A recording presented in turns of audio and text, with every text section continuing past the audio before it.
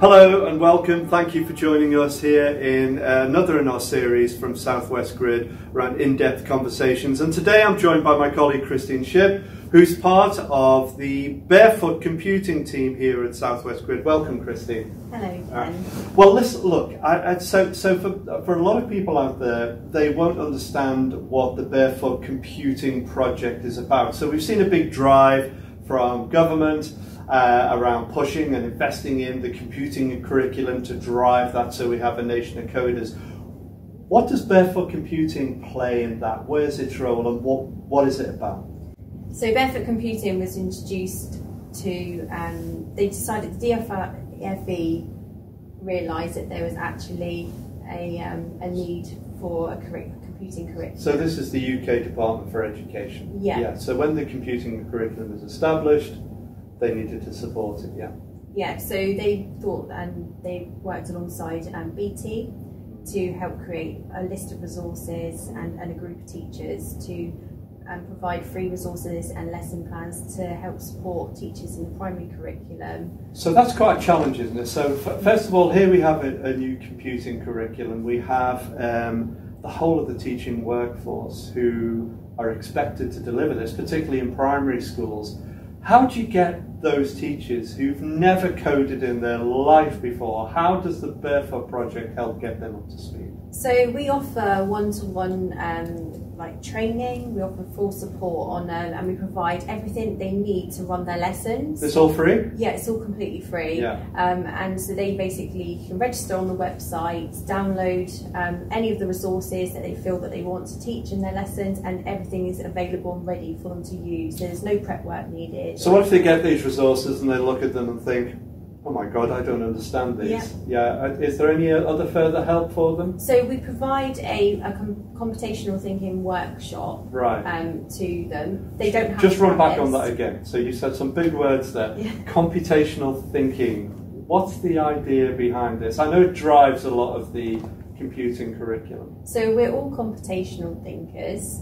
So we look at things like we use logic, algorithms, decomposition in anything Some that we better do. than others, I have to say. Yeah, definitely. So we just actually go back to the teachers in the primary schools and actually make them aware that they're already teaching computer science, and then they use this in their lessons. So we just give them a kind of a workshop which is volunteer-led, all around the UK. Yeah. They don't have to have this, but we recommend that they do because it helps them, guides So them. when you say it's volunteer-led, where did these volunteers come from? So the majority of our volunteers are BT.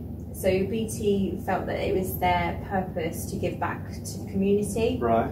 So they part of their volunteer programme is they can volunteer for Barefoot. So are these coders from BT, or people who have that sort of level of skill around working with computers, or indeed understand computational thinking, to then go and work with members of staff in schools?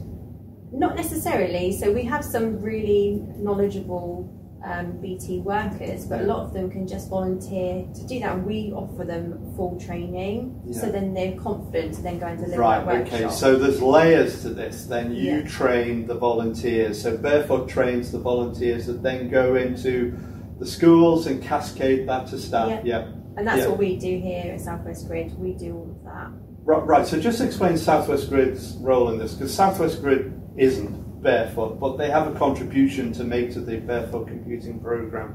What takes up most of you and your team's time on this project here? So our main role is to deal with any new requests that come in from the Barefoot website, from teachers with queries, or if they want to have a computational thinking workshop.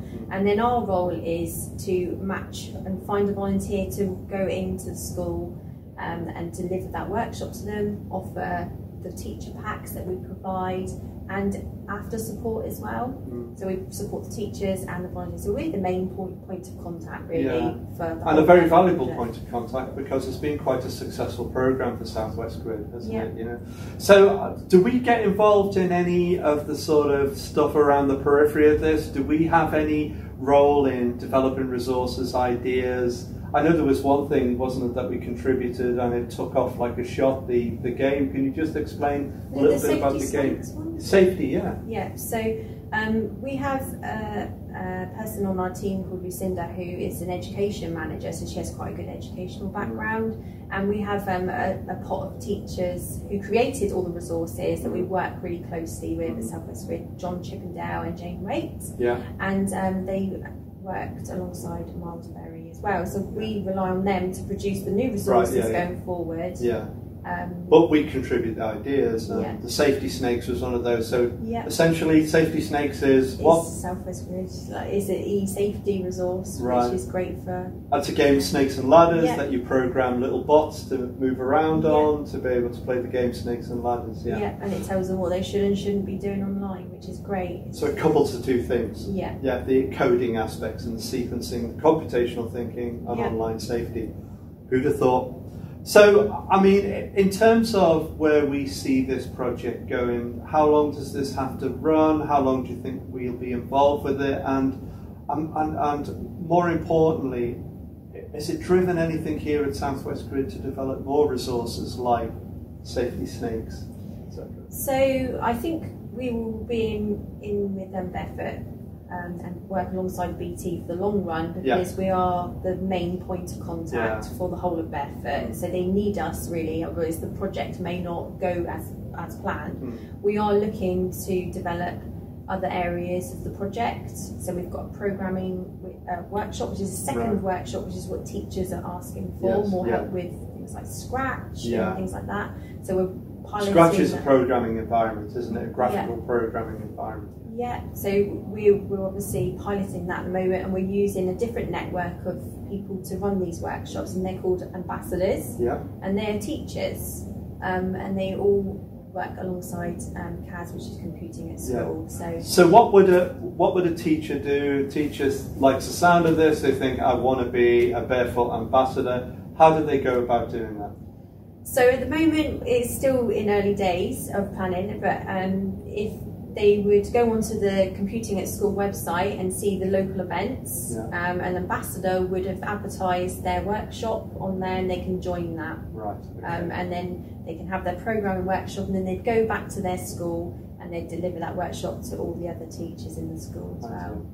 And just to wrap up, just in a nutshell, what do you think Barefoot is going to achieve? What's the overall aim? What would you think as you walked away from this project that you'd have left behind? What would be the legacy, do you think, of Barefoot?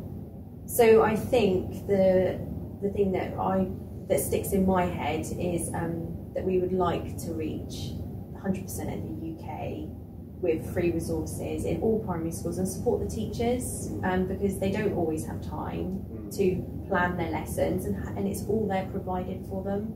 And build that expertise in the workforce. Ideal. Christine, thanks very much for spending some time with us and explaining about Barefoot. And if you're interested in the Barefoot project, a great place would be to go onto the Barefoot Computing website.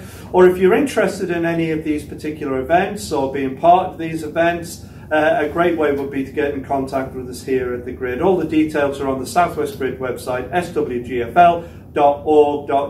Christine, thank you very much, and get coding.